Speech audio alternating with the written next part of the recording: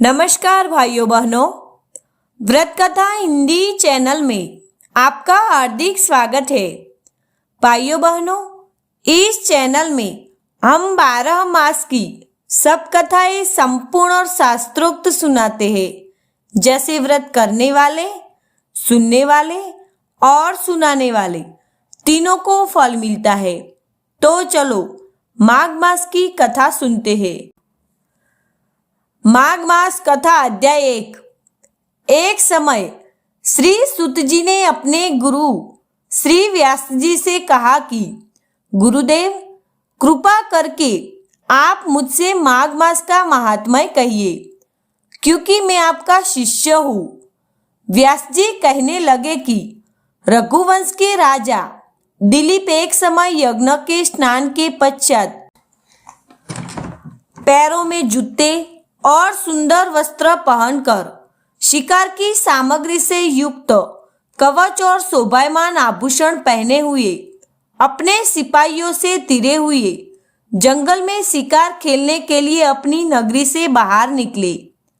उनके सिपाही जंगल में शिकार के लिए मृग, व्याघ्र, सिंह आदि जंतुओं की तलाश में इधर उधर फिरने लगे। उस वन में वनस्थली अत्यंत शोभा को प्राप्त हो रही थी।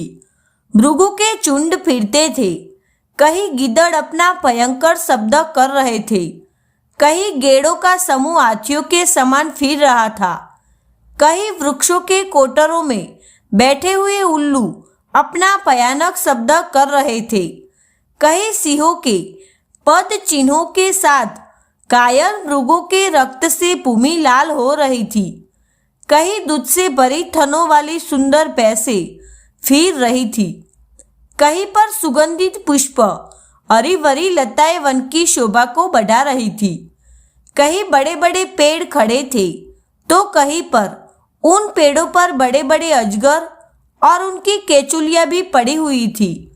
उसी समय राजा के सिपाहियों के बाजे की आवाज सुनकर एक मृग वन में से निकलकर भागने लगा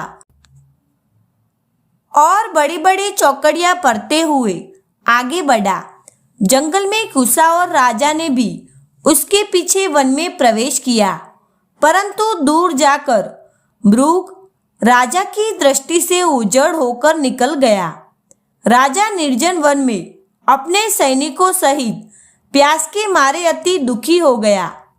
दोपहर के समय अधिक मार्ग चलने से सैनिक थक गए और घोड़े रुक गए। कुछ देर बाद राजा ने एक बड़ा भारी सुंदर सरोवर देखा, जिसके किनारों पर घने वृक्ष थे। इसका जल सज्जनों के हृदय के समान स्वच्छ और पवित्र था। सरोवर का जल लहरों से बड़ा सुंदर लगता था। जल में अनेक प्रकार के जल जंतु, मछलियां आदि स्वच्छंदता से इधर उधर फिर रही थी। दुष्टों के समान निर्दयी चित्त वाले मगरमच्छ भी थे। किसी किसी जगह लोभी के समान शिमाल भी बढ़ी हुई थी। जैसे विपत्ति में पड़े हुए लोगों को दुखों को हरने वाली दानी पुरुष के समान यह सरोवर अपने जल से सबको सुखी करता था, जैसे मेघ चातक के दुख को हरता था।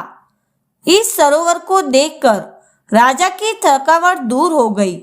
रात्रि को राजा ने वही विश्राम किया और सैनिक पहरा देने लगे और चारों तरफ फैल गए।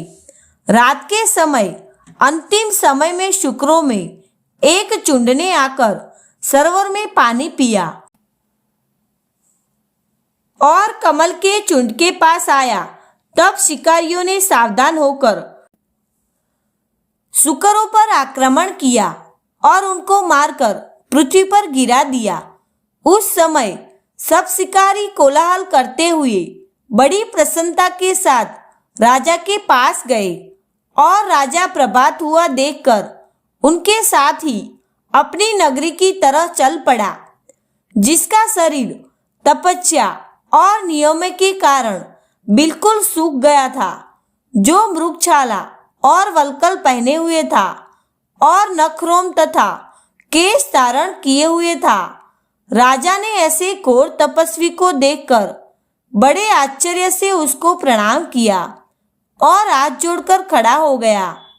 तपस्वी ने राजा से कहा कि हे राजन, इस पुण्य शुभ माघ में इस सरोवर को छोड़कर तुम यहाँ से क्यों जाने की इच्छा करते हो? तब राजा कहने लगा कि महात्मन, मैं तो माघ मास में स्नान के फल को कुछ भी नहीं जानता। कृपा करके आप विस्तार पूर्वक मुझको बताइए। भाइयों बहनों, इस कथा को सुनने के बाद व्रत कथा चैनल को सब्सक्राइब जरूर करना, जिससे 12 मास की सब कथा का समय से नोटिफिकेशन मिलता रहे। और भाइयों बहनों, ग्रुप में ये वीडियो जरूर शेयर करना। जय श्री कृष्णा।